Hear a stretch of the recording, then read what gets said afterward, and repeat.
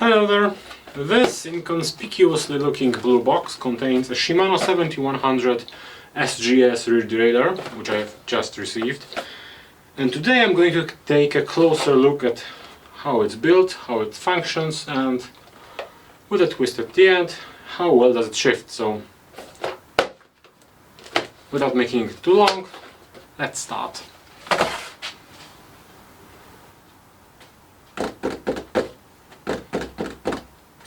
Shimano box ASMR.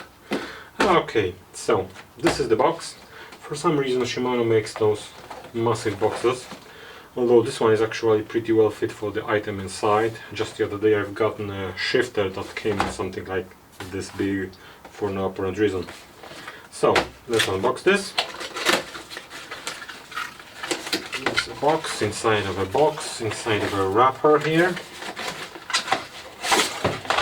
There you go, this is the item. We are taking a closer look at today. There you go. From the get-go you're going to notice that it is much bigger than previous Shimano products. Here for a reference, Shimano SLX SGS derailleur from 20 years ago, and Shimano Dior RD-M7100-SGS from, I don't know, a year ago. If this doesn't look like some sort of an evolution, I don't know what does. Anyway, there you go. This is the 10-11 speed, this is the 12 speed, of course. Jesus, this is gigantic. Okay, so what are the design features of Shimano SLX 7100-SGS rear derailleur? From the start you notice that Shimano is copying SRAM, because this is the typical to SRAM, the extremely long cage to handle the 1051 cassette, and the massive offset of the upper pulley, so this derailleur has a really minimal slant to the parallelogram. Compare this to this older design, Dior. Make it better visible from the back. As you can see, the Dior is much higher slanted than the SLX. Okay, I think. Alright, here you go. The Dior is slanted much higher than the SLX because SLX is relying on the offset of the upper pulley to handle the cassette curvature, while this one, the Dior 6000 series, is much more traditional derailleur. Anyway, as you can see, the B-link is missing. The B-link is this little doodad here, and this was a feature on Shimano shadow derailleurs, which you could remove and use a specialized Shimano direct mount hanger. So this one's gone. So if you have a frame which uses the direct mount hanger, most likely something German, so Radon or Cube, then you might need a new. You might need a new derailleur hanger if you want to switch to 12 speed. As you can already know from everything on the internet, the pulleys are bigger than previously. They are 13 tooth. The entire derailleur is much bigger than before. The slant is much lower. Essentially, it is what SRAM was doing in the last 5 years, just with a twist. Let's measure the distance between the pulleys. This is not directly transferable to the older derailleurs because bigger pulleys allow for a more chain take-up capacity than smaller pulleys from yesteryear. But this is almost 95 millimeters, so it is worthy of its namesake. The cable is routed the traditional Shimano way. The derailleur has gotten the reroute of the 11 speed derailleurs, which the cable goes in here and then is routed outside, so it doesn't share the design failure or weakness of older Shimano Shadow designs, which would route the cable here and then right into the spokes. And other than that, it is quite mundanely boring, to be honest, although it's pretty big. Alright, weight wise it's 311 grams. In comparison, the Dior is 325 grams, so they have essentially the same weight. And you might now want to ask the question, why am I reviewing the derailleur without reviewing everything else about the SLX? And the reason is that my wife's bike uses the 1152 cassette from China, and up to 20 minutes ago it was using this derailleur to handle this cassette. However, the Dior here is really designed for something like 1140 or 1142, so it was lazy, it's shifting. Besides, I want to check whether 11 speed or 10 speed Dynasys, but this is compatible with 11 speed Dynasys as well, is compatible with 12 speed unknown shifting system, because if it is, then you can use the 12 speed rear derailleur on an otherwise 11 speed or 10 speed drivetrain, using an 11 or 10 speed shifter from Shimano or something compatible, and use one of those massive range Chinese cassettes in, for example, 10 speed range. So, without further ado, and boring you with details, I really like this. But, as you can see, the shifter, the clutch lever is nicely tucked away from damage here. This is different from what's happening here.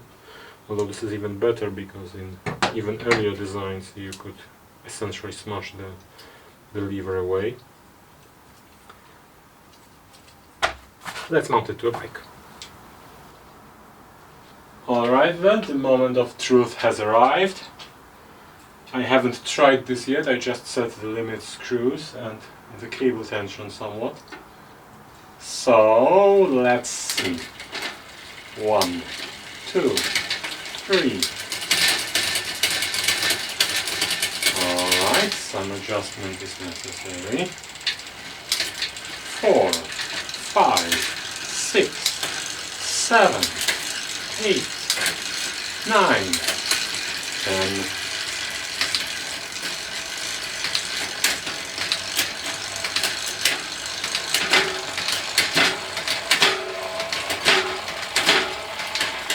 Okay, once again.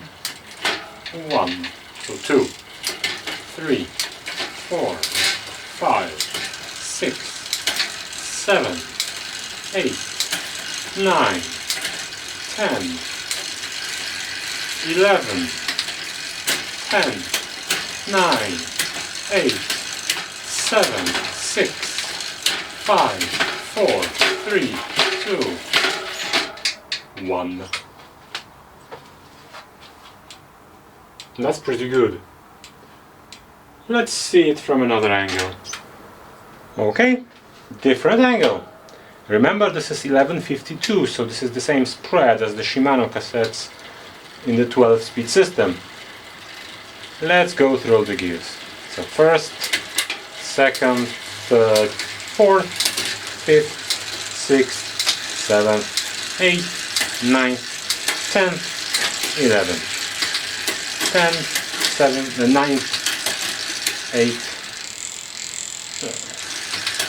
7, 6, 5th, 4th, 3rd, 2nd, 3rd.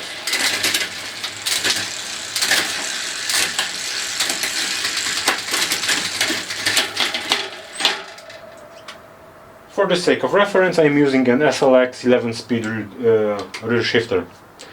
So, are you interested how it's going to work with a different cassette? Because I just happen to own an 1140. So, let's swap the cassettes and see how it goes. Okay, so 1140 is mounted.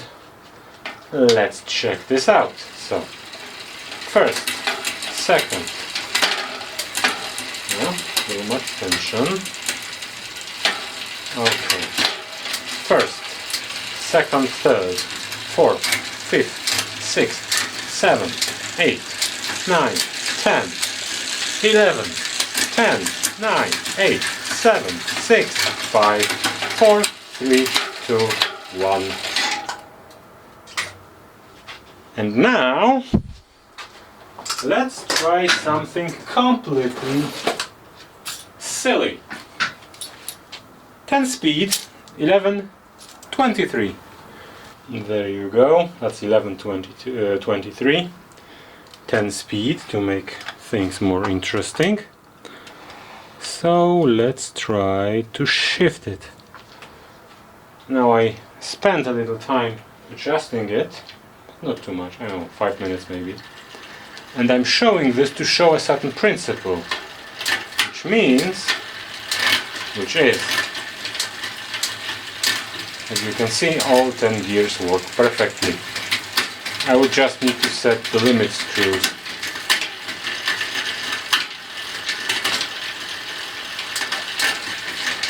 A little differently, and it would work.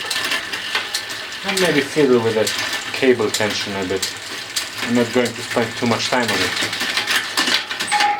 What's important in this is that derailleurs with a high offset but low parallelogram slant are very good for 1x drivetrains because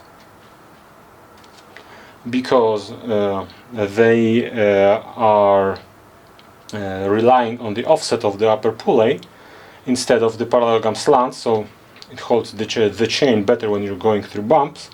And the high offset means that they are very tolerant for changing cassette slope or cassette slant, which means that I am able to shift 11.23, that's something you can't even buy anymore, at least in 11 speed, using the mountain derailleur, and that's something that never happened really.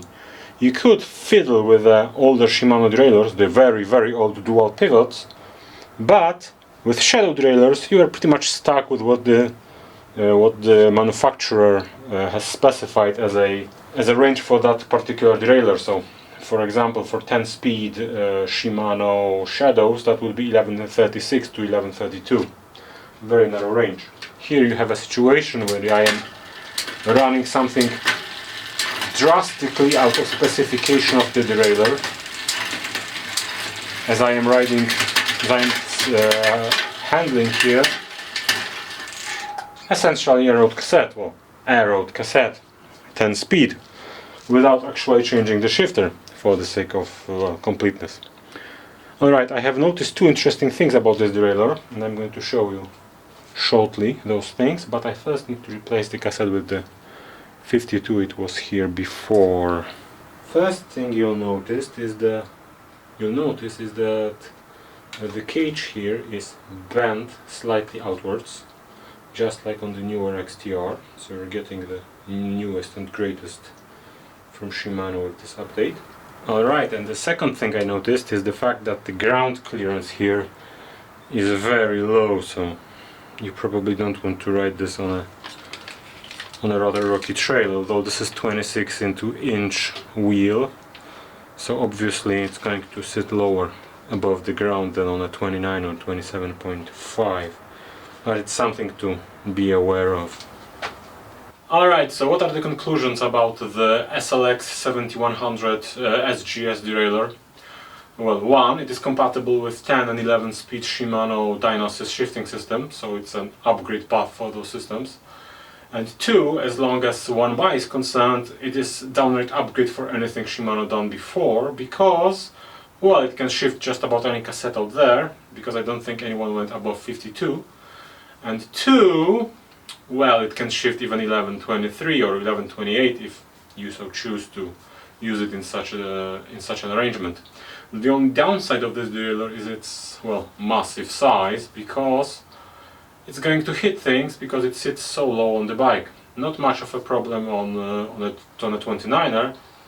However, if you want to use it on a, for example, 26-inch bike, which you still have for some reason, for example, you like it, then you have to be aware that it might not be the best choice for that bicycle.